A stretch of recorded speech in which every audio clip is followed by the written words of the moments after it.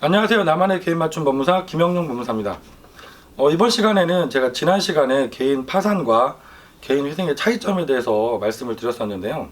전체 부분을 말씀드리다 보니까 하나하나 자세하게 설명을 못 드린 부분이 있어서 그 중에서 내가 신청 자격 요건이 되는 부분, 내가 어떤 경우에 개인 회생을 신청할 수 있고 또 어떤 경우에 개인 파산을 신청할 수 있는지 소득 부분을 기준으로 해서 한번 말씀을 드려보겠습니다.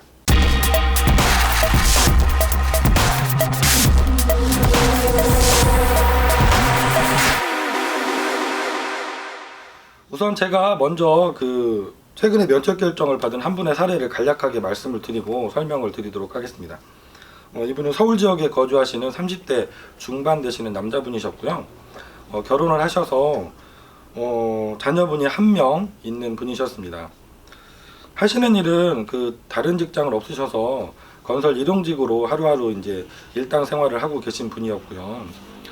배우자분께서도 조그만 직장을 다니셔서 소득이 좀 있었는데 최근에 아이가 태어나면서 지금 휴직 중인 그런 상태에 계셨던 분입니다. 처음에는 이분도 마찬가지로 인터넷에서 많은 글들을 검색해 보시고 다른 사무실 상담도 받아보시고 개인 회생만 가능하다고 생각하시고 상담을 오셨어요. 저도 처음에는 이분이 소득자료를 보니까 일용직으로 근로하시면 일용직 근로 내역서라는 자료가 근로복지공단에 가시면 발급이 됩니다.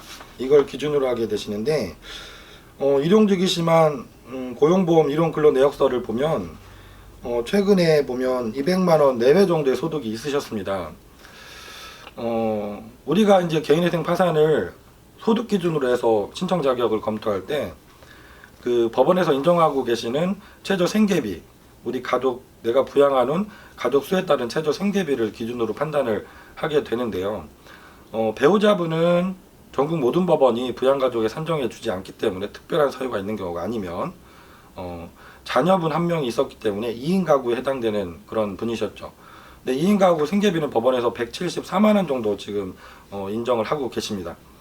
그렇다 보면 이분이 과거의 소득 자료를 보면 200만 원 내외 정도 소득이 있었기 때문에 개인 회생으로 가는 것이 맞다고 판단이 되는 사안이죠. 하지만 상담을 진행해 보니까 이분이 아무래도 힘든 일을 하시다 보니까 건설 현장에서 일하시다가 최근에 다치셔서 치료 중에 계셨고 그게 이제 장시간 치료를 요하는 그런 상태셨습니다. 그래서 개인회생으로 진행하면 이분이 역시 변제금을 미리 모아두거나 변제 수행을 잘 해나가시는 게 어쩔 수 없이 힘든 상황이 될 수밖에 없다 이런 생각이 들어서 고민 끝에 그런 사정을 소명자료를 잘 준비해서 개인 파산으로 진행하자라고 결정을 하고 진행했는데 아주 의외로 간단하게 잘 진행이 되어서 불과 4개월 만에 면책 결정까지 나오신 분의 사례입니다. 오늘 제가 개인 파산과 개인 신청 자격 요건 부분에서 설명을 드린다고 했는데요. 신청 자격 요건에서 가장 중요한 부분은 이 소득 부분입니다.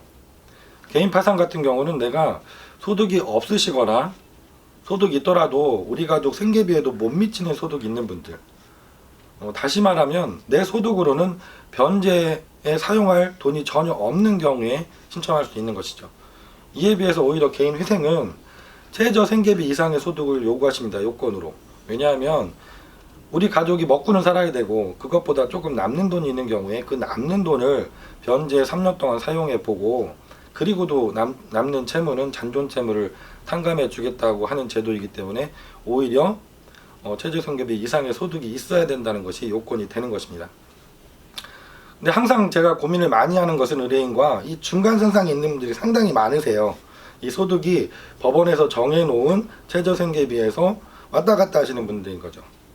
그리고 특히 일용직으로 근로하시는 분들이라든가 영업을 하시는 분들, 이런 분들 같은 경우는 장래 소득을 내가 장담할 수가 없지 않습니까?